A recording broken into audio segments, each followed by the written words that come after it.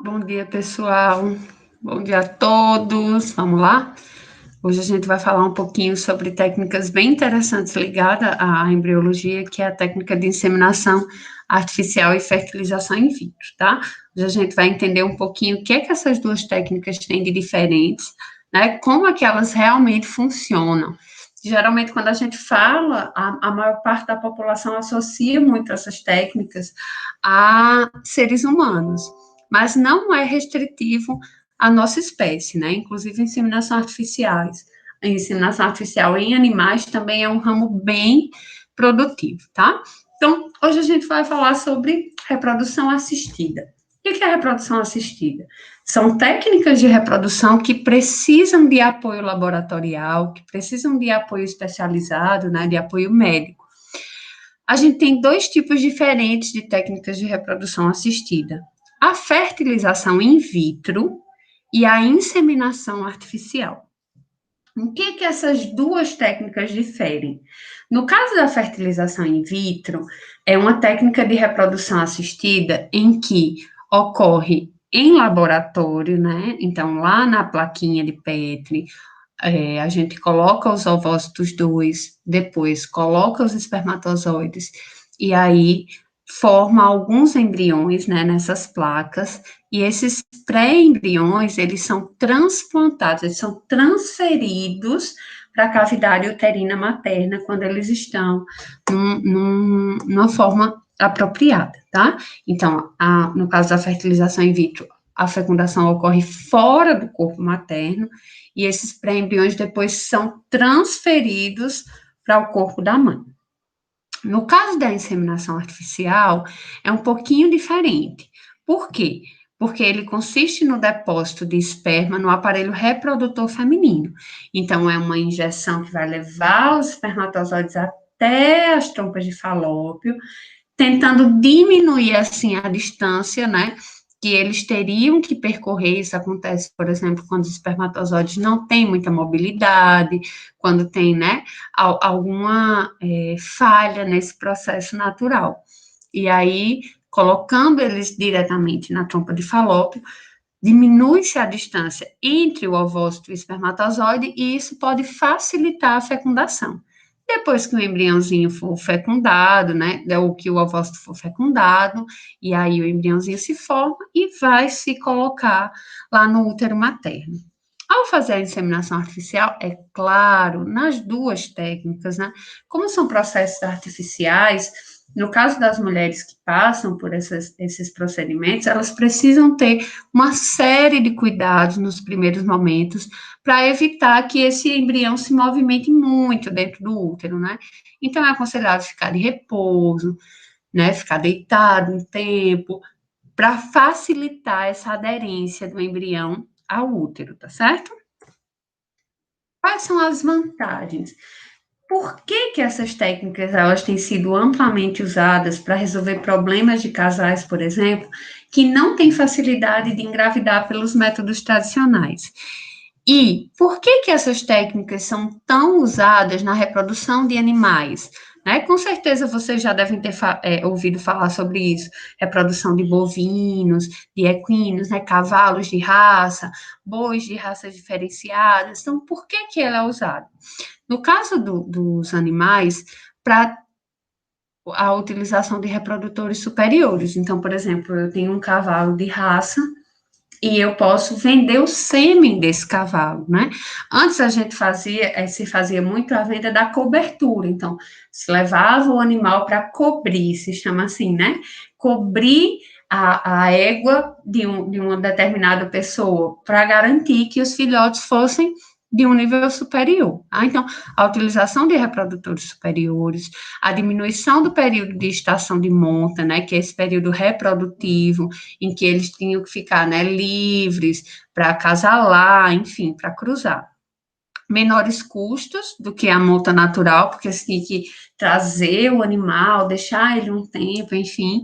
Facilita cruzamento, né, entre raças, e para obtenção de híbridos, controle de doenças sexualmente transmissíveis e facilita operações de manejo de várias categorias de animais, porque o próprio transporte de material é muito mais simplificado do que transportar o animal para fazer o cruzamento tradicional, tá? E aqui a gente está falando em animais.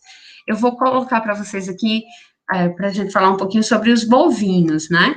E aqui a gente tem um interesse em criar animais geneticamente superiores. Então, existem raças de corte, né? Raças leiteiras, que são raças muito adaptadas e bem adequadas a essas situações.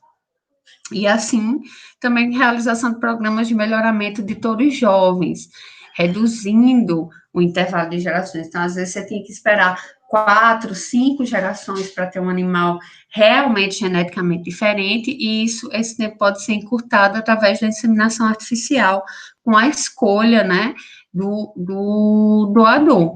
Então, ela está presente em 70% dos municípios brasileiros que trabalham com a pecuária, né, com a pecuária extensiva principalmente. Vejam como se disseminou muito, né?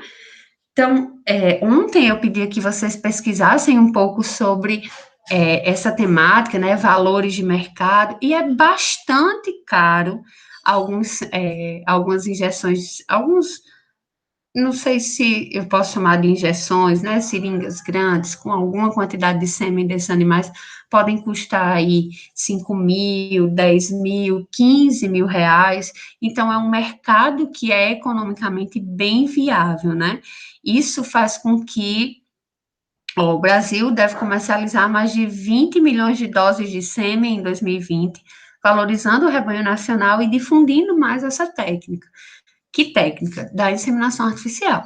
Então, as doses de sêmen, né, vão para a inseminação artificial, são inseminadas as fêmeas, e aí vão se nascendo essa nova geração já de um híbrido mais, né, adequado para aquele processo. Então, se a gente está falando de gado de corte, um gado que tem uma carne de boa qualidade, né, que tem uma musculatura mais avantajada. Se a gente fala em gado de leite, esse gado que tem mais facilidade de dar leite, né, que o leite é de melhor qualidade, enfim, cada produtor, ele vai procurar inseminar de uma forma que valorize o seu rebanho a partir dessas características, tá? E elas aumentaram, a venda de sêmen aumentou, ó, peguei essa notícia, 33% ao longo do primeiro semestre de 2020. Então, mesmo com a pandemia, né, mesmo com todo esse boom de quarentena e tudo que a gente teve, esse é um mercado que não parou, né? Ao contrário, ele cresceu bastante. Então, hoje a gente vê o preço da carne está altíssimo, o preço do leite também ultrapassou as barreiras do que a gente tinha como normal, mas esse é um mercado que ainda cresce bastante no nosso país, tá? Depois a gente vai falar um pouquinho sobre parto, mas eu queria falar só para vocês sobre esses 4 tipos de inseminação, e aí a gente volta a falar agora aqui em ser humano, né? Para o ser humano, professor, o que é importante? A gente não quer melhoramento genético, mas por que seria importante? Primeiro, para as pessoas que têm dificuldade de terem filhos pelos métodos tradicionais. Segundo, pode-se sim escolher o sexo do bebê, né? E aí, em alguns processos, excluir doenças genéticas, né? Escolher o sexo do bebê, enfim. Então, em alguns lugares do mundo, os casais optam por essa técnica visando esse tipo de situação, né? Tipo, imagina, na China só pode ter um filho. Então, eu queria muito ter uma menina, né? Então, a inseminação artificial pode favorecer essa situação, tá? A gente tem a fertilização in vitro, em que os ovócitos são misturados com os espermatozoides na plaquinha, formando embriões ou pré-embriões que são transferidos para o útero materno. A gente tem a transferência intratubária, que se recolhe os ovócitos e os espermatozoides, e esses gametas que não foram fecundados ainda são injetados nas trompas de Falópio para que lá ocorra a fecundação de forma natural, é o GIFT. O ZIFT, que é a transferência de zigoto, forma primeiro um zigoto e depois esse zigoto é transferido para as trompas de Falópio. E na injeção citoplasmática de espermatozoides, é retirado, desculpa, um espermatozoide do sêmen do homem, ele é injetado no ovócito na placa de Petri, e essa célula ovo é transferida diretamente para o útero da mulher. Então, vejam que existem várias técnicas que favorecem a fertilização, né, a inseminação artificial. Quem vai escolher? O casal a partir da conversa que vai ter com o médico, né? Então, o médico vai aconselhar a partir dos exames, enfim, da fisiologia, de tudo, ele vai aconselhar qual o melhor método de inseminação para que essa família consiga chegar ao seu objetivo, que é ter esse bebê, né? Isso aí vai variar muito de família para família, de casal para casal, tá certo? Durante o momento síncrono, a gente vai falar ainda um pouquinho mais sobre o processo de inseminação em animais. Então, aproveitem para tirar as dúvidas. Se vocês conhecem esse processo, deem uma anotadinha aí e pesquisem nesses 5 minutos restantes como é que isso funciona no caso de cavalos, né? Cavalos de raça. A que nível pode chegar, né? Em que valores podem chegar esse sêmen de cavalos de raça para melhoramento genético? E aí, daqui a pouco, a gente vai se encontrar e vai discutir um pouquinho sobre isso, tá? Então, um cheiro grande e até daqui a pouco.